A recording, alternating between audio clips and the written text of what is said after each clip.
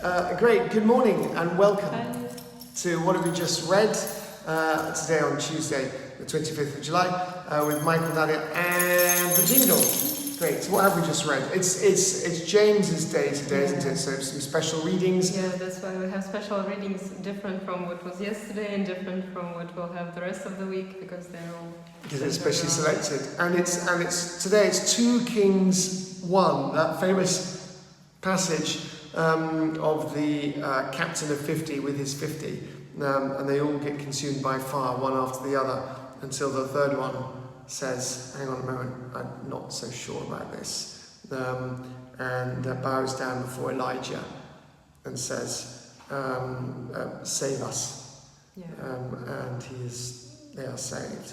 And we were just saying that it's really hard to understand. Well, obviously Elijah is sending fire from heaven. It shows that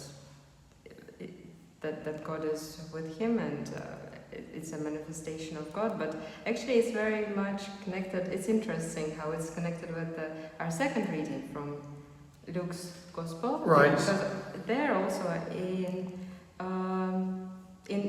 in the last paragraph, James and John, James whose day it is today, James and John, they are asking Jesus whether they should command the fire to come down from heaven because people from a village in Samaria, they do not want to receive Jesus because Right. his face is set towards Jerusalem.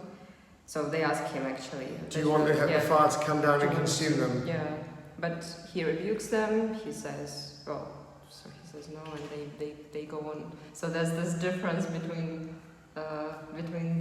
the Old Testament and the New Testament. It's interesting is that the fire in the Old Testament actually came down and consumed them, whereas here it was held back. Yeah.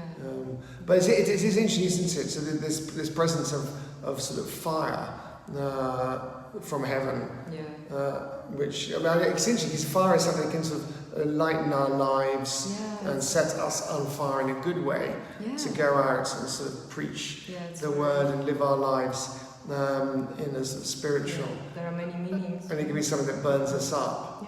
Like so many things in life, isn't it? Because even at the beginning, every day actually, at the beginning of morning prayer, we say, "Oh God, set our hearts on fire with love for you." Right. So, Exactly.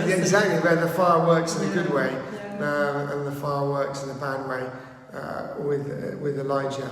And it's interesting. And this is it also says when the day is drawn near for him to be taken up, he sets his face to go to Jerusalem. So this is obviously these last days, right? He's just on his way to Jerusalem. I think it's his last few weeks on earth. And actually, because in Luke, I think here in chapter 9 and then onwards, he prophesies, I think 3 times. Right. Jesus prophesies his own his betrayal, his death, and his resurrection. So. And I like this very human thing at the beginning where they're all having a little argument. No, it's like they're arguing as who's the greatest. But Jesus, aware of their inner thoughts, took a little child. I love that idea. It's used a child as an example. And it's lovely that he sort of, so whoever says welcome the child, welcomes me. Whoever welcomes me, welcomes the one who sent me.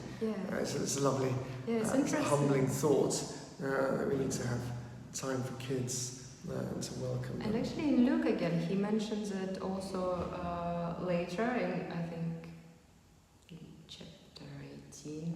Right. Something like also mentions,